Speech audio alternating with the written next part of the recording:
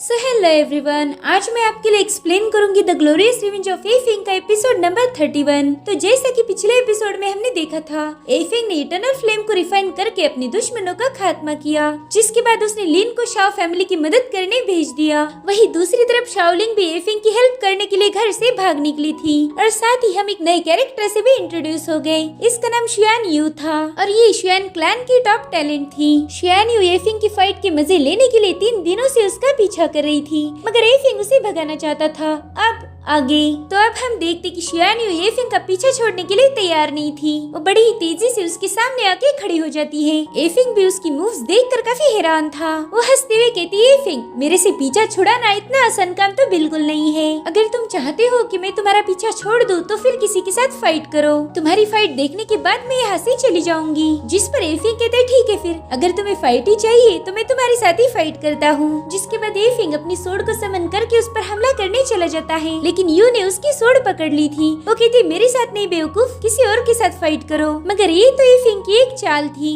वो यू को दूर ढकेल के फाई के साथ वहाँ से भाग जाता है और ये देखकर यू बाहर भड़क जाती है। वो कहती धत तेरे की, ये तो भाग गया। जिसके बाद वो भी उसका पीछा करने लगती है, मगर वो उसी जगह पर गोल गोल चक्कर काट रही थी, क्योंकि एफिंग ने उसे अपने फॉर्मेशन में ट्रैप कर दिया था। फाई एफिंग से कह रहा था कि मास्टर वो बहुत तेज है, लेकिन वो आपके मेज फॉर्मेशन को हैंडल नहीं कर सकती। तो एफिंग कहते तुम उसकी फिक्र नहीं करो, उसके पास जब तक पावर से तब तक वो भागती रहेगी। थोड़े टाइम बाद मैं ये फॉर्मेशन ब्रेक कर दूंगा और तब तक हम काफी दूर जा चुके होंगे। जिसके बाद ये लोग वहाँ से चले जाते हैं। इधर बेचारी उस फॉर्मेशन में भाग भाग के थक चुकी थी। वो कहती है कि एक फॉर्मेशन ब्रेक होने के बाद दूसरा अपने आप बन जाता है। पता नहीं मैं इस एफिंग के चक्कर में कैसे फंस गई। लेकिन थोड़ी देर बाद वो एफिंग के सामने आ जाती है। वो हंसते हुए एफिंग को बता रही थी कि मेरी ट्रैकिंग टेक्निक सबसे खास है। अब तक तो तुम समझ ही गए होंगे कि तुम मुझसे भाग नहीं सकते। एफिंग उससे कहता है कि अरे वाह, तुमने तो मुझे इम्प्रेस कर दिया। तुमने मेरा फॉर्मेशन चुटकियों में ब्रेक कर दिया। मेरे फॉर्मेशन को इतनी आसानी से आज तक कोई ब्रेक नहीं कर पाया था और मेरे फॉर्मेशन ही मेरी खासियत है। और इसी वजह से कई सारी नोबल फैमिलीज और मार्शल क्लैन मुझे उनके साथ ज्वाइन करना चाहते हैं, मगर तुम उन सब से अलग हो और इसी वजह से मैं तुम्हें और जानना चाहता हूँ कि तुम मुझसे दोस्ती करोगी। और इतना कहकर एफिंग अपना हाथ सामने लाता है तो शियान यू भी उसे अपने बारे में बताने लगती है। वो कहती है कि मैं सेलेस्टियल कॉन्टिनेंट की टॉप फैमिली की मेंबर हूँ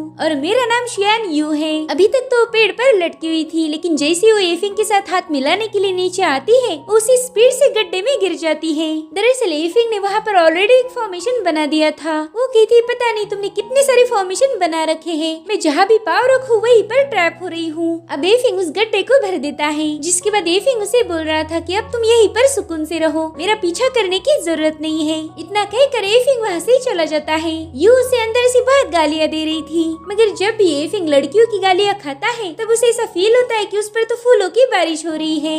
अब हमें थोड़े टाइम बाद का सीन दिखाया जाता है। यू जैसे तैसे उस फॉर्मेशन को ब्रेक करके एफिंग के पास पहुंच चुकी थी। तो एफिंग उससे कहता है अरे वाह, तुम्हारी स्पीड तो काफी इम्प्रेसिव है। तो यू कहने लगती है कि तुमने मुझे अर्थ बाइंडिंग फॉर्मेशन में ट्रैप कर दिया, मगर अफसोस तुम्हारे पास ऐसा कुछ नहीं जो मुझे रोक पाए। तुम्हारे उस फॉर्मेशन को मैंने बस 6 घंटों में तोड़ दिया। अब वो एफिंग के साथ चलने लगती है। वो कहती कि इतने सालों में मेरी ऐसी हालत किसी ने नहीं की थी, तुम्हारे फॉर्मेशन ने मेरी हालत तो खराब कर दी थी। खैर ये सब छोड़ दो, अब मैं मुद्दे पर आती हूँ। देखो, मैं यहाँ पर तुम्हारे साथ कोई टाइम पास करने नहीं आई, बल्कि मैं यहाँ पर तुम्हें इनवाइट करने आई थी। मैं चाहती हूँ कि तुम मेरी शियान फैमिली को ज्वाइन करो। मगर तभी एफिंग अचानक से वहाँ से भागने लगता है। तो अब ये सभी लोग उन हमलों से बचने के लिए भागने लगते हैं और यू ये सब देखकर काफी खुश हो गई थी। वो कहती देखो एफिंग, तुम्हारा ओपोनेंट आ चुका है, अब तुम इसके साथ फाइट करोगे और मैं तुम्हारे मजे देखूंगी। और तभी वहाँ पर कुछ लोग पहुँच जाते हैं। वो कहते एफिंग, हमने तो सुना था कि तुम एक महान वॉरियर हो, लेकिन तुम तो हमारे सारे अटैक्स को डॉज कर रहे थे। वेल, अटैक्स को डॉज करना किसी कायर की ही निशानी होती है। वो मेरे ब्रदर की खास मूव फॉलिंग स्टार्स थी, जिसे तुमने बड़ी आसानी से डॉज कर दिया। चलो अब हमारे अटैक्स को डॉज मत करना,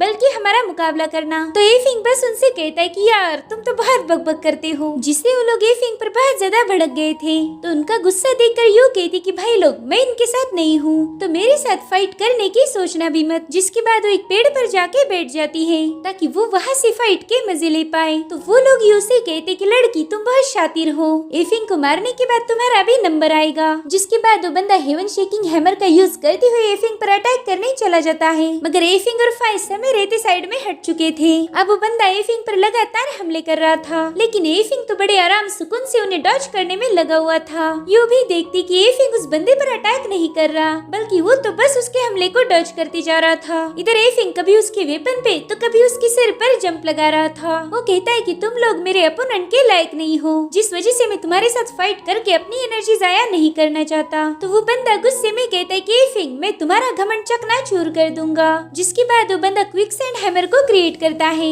इधर यू ये मैच देखकर काफी बोर हो गई थी। वो कहती कि ये बंदा बहुत स्लो है, जिस वजह से एफिंग इसके साथ फाइट नहीं कर रहा, ये तो इसे फालतू में थका रहा है। चलो अब मैं ही उस बंदे की मदद करती हूँ ताकि एफिंग भी उसके साथ फाइट बैक करे। जिसके बाद वो अपनी विंड कंट्रोल टेक्निक से उस बंदे में कुछ पावर्स डाल देती है। इससे उस बंदे की स्पीड काफी तेज हो गई थी, साथ ही उसकी स्पिरिचुअल पावर भी अब तेजी से सर्कुलेट होने लगती है और इस पावर को बंदा भी महसूस कर पा रहा था। जिसके बाद वो एफिंग पर अपना हैमर फेंक के मारता है। एफिंग समझ गया था कि ये जरूर से यू की हरकत है। वो कहता है मुझे पता है तुम मेरी फाइट देखने के लिए मरी जा रही हो। तब तक उसने उस बंदे का अटैक भी डॉज कर लिया था और अब एफिंग भी अपने पावर्स को एक्टिवेट कर देता है। ये देखकर यू कहते अरे वाह अब आएगा मजा। तब तक एफिंग ने अपनी सोड को समन कर लिया था। जिसके बाद अचानक से वहाँ पर एक धमाका होकर वहाँ की सारी मिट्टी उड़ने लगती है। वो मिट्टी यू की आंखों में भी चली गई थी। वो जोर जोर से चिल्ला रही थी कि एफिंग तुमने मेरी आंखों में मिट्टी डाल दी। और जब तक वो अपनी आंखें साफ कर रही थी तब तक एफिंग ने उस बंदे को भी साफ कर दिया था। यू ने एफिंग से कह रही थी कि अरे अभी तो मैच स्टार्ट हुई थी, तुमने इतनी जल्दी उसे कैसे मार दिया। इनफैक्ट फाइव भी एफिंग की तारीफ कर रहा था। वो कहता है मास्टर आप तो अमेजिंग हो। तब एफिंग यू से बोल रहा था कि तुम्हें मुझे फाइट करते हुए देखना था, जो कि तुमने देख लिया, तो क्या प्लीज यहाँ से तुम जा सकती हो। तो यू कहती हरगिज नहीं, तुमने चीटिंग की थी, तुमने हर जगह मिट्टी उड़ा दी, जिस वजह से मैं तुम्हें फाइट करते हुए देख ही नहीं पाई, इसीलिए मेरा यहाँ से जाने का सवाल ही पैदा नहीं होता। तो एफिंग कहते चल झूठी, तुमने सब कुछ देख लिया था। अब इन दोनों की लड़ाई वो दूसरे बंदे भी देख रहे थे।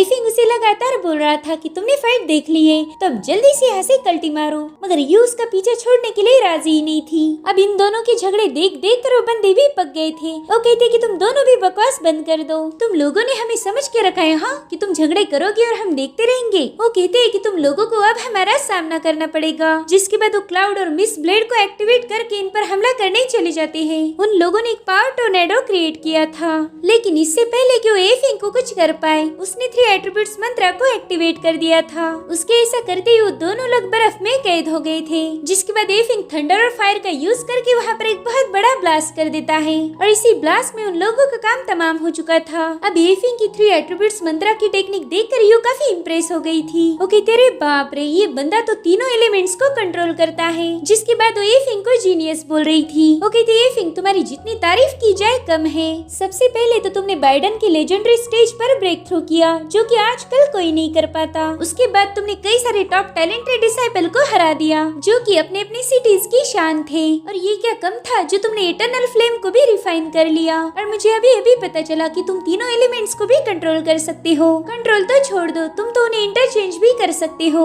जिसके बाद वो अचानक से सैड हो जाती है। वो बता रही थी कि मैं तुम्हें हमारे शुआन क्लैन में ज्वाइन करवाना चाहती थी, मगर वहाँ जाके तुम्हारा टैलेंट वेस्ट हो जाएगा। जिस पर एफिंग कहते अच्छा हुआ तुम्हें अकल आ गई, अब यहाँ से फूट लो। मगर इस बार तो ये उसके सामने नील कर रही थी। वो कहती प्लीज मुझे तुम्हारा डिसाइपल एक्सेप्ट कर लो, मैं तुमसे बहुत कुछ सीखना चाहती हूँ, इसलिए आज के बाद तुम मेरे छोटे उस्ताद होंगे। तो एफिंग शॉक होकर कहता है क्या तुमने मुझे छोटू बोला। वेल छोटू ये लफ्ज सुनकर फाई भी शॉक हो गया था। अब यू एफिंग से कहती बताओ क्या तुम्हें ये ऑफर मंजूर है। तो एफिंग वहाँ से जाते हुए कहता है कि मैं कभी कोई डिसाइपल नहीं रखता। तो यू कहती क्या कहा तुमने मेरा ऑफर ठुकरा दिया। अरे तुम्हें तो खुद पर प्राउड होना चाहिए कि तुम्हें मुझे सिखाने का मौका मिल रहा है। मगर एफिंग उसकी कोई बात पर तवज्जो नहीं देता। तो वो एफिंग से कहती है कि क्या तुम्हें पता भी है मेरे मास्टर कौन है। मेरे फर्स्ट मास्टर सेंट्रो रीजन के स्वॉर्ड सेंट है, और मेरे पास के एक थोड़ी ना, मेरे पास बहुत सारे मास्टर्स है। अब वो एफिंग को अपने मास्टर्स के बारे में बता कर उसका दिमाग खराब कर रही थी। वहीं दूसरी तरफ हम एक बहुत ही अजीब से बंदे को देखते हैं जो उन्हीं जंगलों से गुजर रहा था। और अब एक बंदा यू टियानजी को आकर खबर देता है कि हमने कई सारे लोग एफिंग को मारने भेज दिए थे, मगर एफिंग ने उन्हें मार दिया। पता नहीं वो एफिंग किस मिट्टी का बना है, हमारी लाख कोशिशों के बावजूद भी हम उसे मार नहीं पाए। एक खबर सुनकर यू टियानजी के तो होश ही उड़ गए थे। वो कह रहा था कि एफिंग ने तो मुझे परेशान कर दिया। और तभी पीछे से उसे कोई पकड़ लेता है।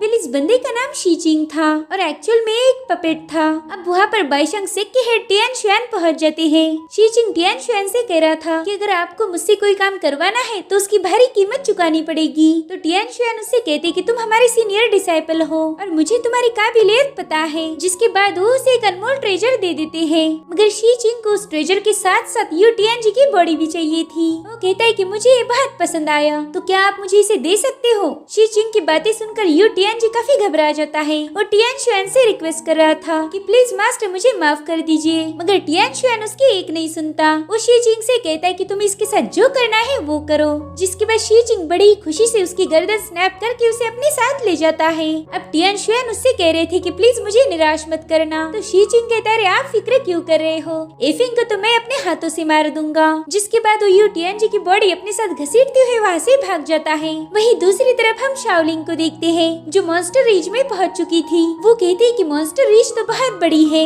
पता नहीं मैं एफिंग को कहाँ ढूंढूंगी। और तभी उसे अपने सामने एक बंदा खड़ा नजर आता है। वो कोई और नहीं बल्कि शीचिंग था जो अपनी पूरी गर्दन बेंड करके उसे देख रहा था। शाओलिंग उसे देखकर काफी डर गई थी और तभी वो अजीब तरीके से भागते हुए उसके पास आकर उसे कैप्चर कर लेता है। उसने शाओलिंग को बिचौक करना शुरू कर दिया था। इधर एफिंग यू की बड़बड़ सुनकर थक गया था और तभी आसमान में आतिशबाजी होकर उसमें शाओलिंग का नाम नजर आ रहा था। दरअसल ये मदद के लिए सिग्नल था। तो एफिंग समझ गया था कि शाओलिंग की जान खतरे में है। और इसी के साथ ये एपिसोड यहीं पर खत्म हो जाता है। Thank you for watching, bye bye, take care.